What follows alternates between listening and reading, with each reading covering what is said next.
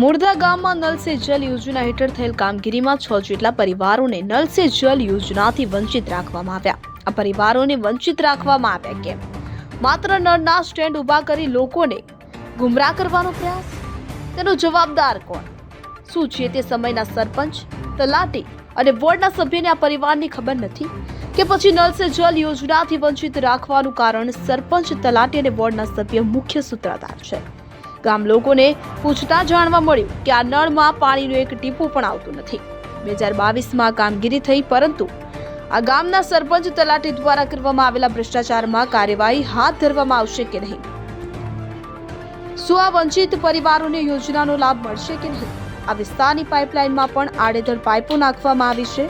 ખેતરોની અધવચ્ચે પાઇપો નાખવામાં આવી છે, જેના કારણે ખેતી કરવામાં પણ મુશ્કેલી થઈ રહી છે. આ લોલમલોલ કામગીરીનો મુખ્ય જવાબદાર કોણ? જે તે અધિકારીઓ કે જે તે સમયના સરપંચ, તલાટી અને વોર્ડના સભ્ય?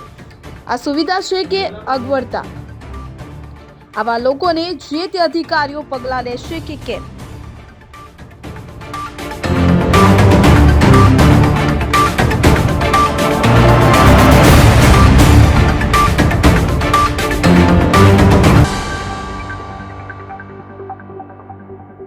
આવા રસપ્રદ સમાચાર જોવા માટે અમારી YouTube ચેનલને શેર, લાઇક અને સબસ્ક્રાઇબ કરો.